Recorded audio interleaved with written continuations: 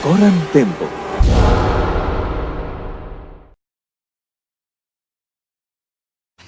KBR 68H adalah kantor berita radio swasta terbesar di Indonesia.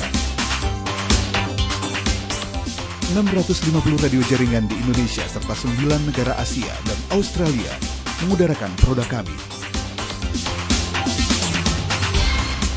Aneka program radio berbasis jurnalisme berkualitas tinggi yang menjadi rujukan masyarakat. Kantor berita radio 68H terpercaya menjangkau Nusantara.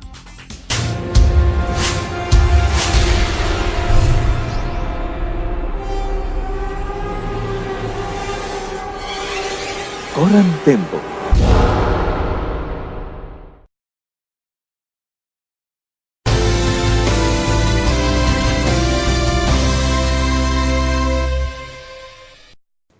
Anda masih bersama program Uang Kita Tempo TV. Bung Poltak, Ya. Ini perdebatannya mengenai untung atau merugikan kan? Kita ingin tahu misalnya dalam perspektif Anda, apakah ini lebih banyak menguntungkannya atau merugikannya? Oke. Sebenarnya nisbah akhirnya akan menguntungkan. Cuma memang perlu waktu untuk mencapai ke sana. Kenapa? Saya selalu melihat bahwa hanya ada dua cara untuk meningkatkan daya beli masyarakat. Pertama adalah pendapatannya meningkat atau harga barang-barang turun. Nah, dengan masuknya produk-produk ini, ceteris paribus bahwa kualitasnya tidak terjamin, maka akan ada efek di mana daya beli masyarakat meningkat karena harga turun. Nah, kalau misalnya suatu barang yang harganya Rp1.000 kemudian turun jadi Rp800, itu tetap sisa yang 200 itu akan dibelanjakan pada hal-hal lain. Tetap, jadi selalu istilahnya belanja masyarakat itu orang demi orang itu pasti permanen sebesar itu juga. Iya. Barangnya akan bertambah, jenisnya akan bertambah. Nah, jadi di sini bagi industri yang tidak ingin berubah dan tidak mau berubah, maka mereka sebenarnya sudah menutup diri terhadap perubahan belanja, sisa belanja nih yang 200 yang contoh Yang tadi bisa bisa dibelanjakan.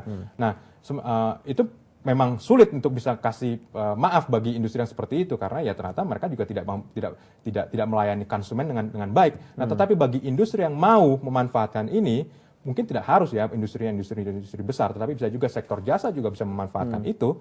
Nah, ini akan berarti ada terbuka pasar baru. Jadi barang yang lebih murah, tetapi karena belanja masyarakat akan tetap ya, atau mungkin bertumbuhnya sedikit, tapi diandaikan pun tetap akan lebih banyak lagi barang yang bisa dikonsumsi, barang dan jasa yang bisa dikonsumsi. Jadi nisbahnya secara umum, kalau misalnya ada bilangkan ancaman lapangan kerja, mungkin ini juga ada sinyal mampu atau tidak lapangan kerja kita, buruh-buruh kita itu lebih adaptif terhadap perubahan. Nah, ini akan menuntut pertama adalah pendidikan seumur hidup.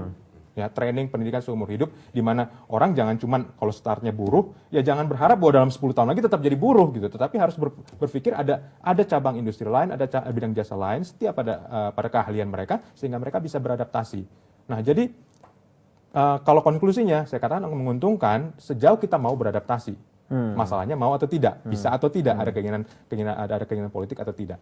Berubah atau mati gitu. Ini ancaman buat industri kita begitu ya. Kalau Pak Hari melihatnya ini lebih banyak menguntungkan atau merugikan? Ya, kita harus membuat kalkulasinya. Jadi misalnya tadi saya sudah sebut dari segi biaya masuk mungkin sekitar 2 triliun kita akan kehilangan sejak tahun 2010. Tapi dari PPN itu saya memperkirakan meningkat karena perdagangan itu meluas, PPN tetap ada. Perkiraan saya antara 10-15 triliun bisa tambah di PPN itu. Jadi PPN-nya naik. Justru lebih banyak karena volume perdagangannya besar, masuk negara melalui pajak pendapatan itu kan pertambahan itu nilai apa atau sales tax itu juga meningkat. Nah, tetapi tadi di sisi lain misalnya dari segi konsumen itu saya kira akan ada tadi kalau konsumen itu bisa dengan uang yang mereka miliki 1.000 cuma dapat satu barang Indonesia, bisa mungkin barangkali 2 barang Cina gitu. Nah, itu tentu kalau dari segi itu saya kira konsumen akan demonstrasi kalau ini dilarang seperti itu. Semua konsumen pingin barang murah begitu ya. Nah, tidak ada yang mewakili mereka. Tapi tidak ada yang mewakili mereka. Nah, dari sisi lapangan kerja saya kira kita hitung berapa industri yang akan terpukul dan berapa lapangan kerja yang akan hilang. Dan itu berarti akan menurunkan tingkat pendapatan rata-rata penduduk kita pada berapa persen.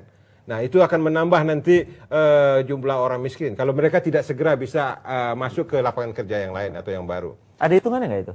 Itu yang saya kira harus dilakukan hitungan oleh pemerintah dalam hal ini. Nah, saya kira nanti akan ditanya oleh komisi. Karena dalam rapat Komisi 6 yang saya mendapat informasi, itu menjadi bahagian juga yang akan menjadi hitung-hitungan.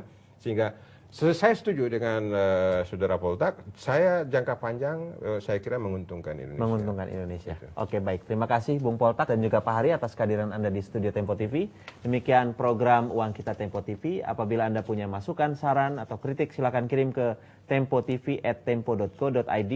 Saya Andi Budiman, mewakili tim yang bertugas mengucapkan terima kasih. Sampai jumpa.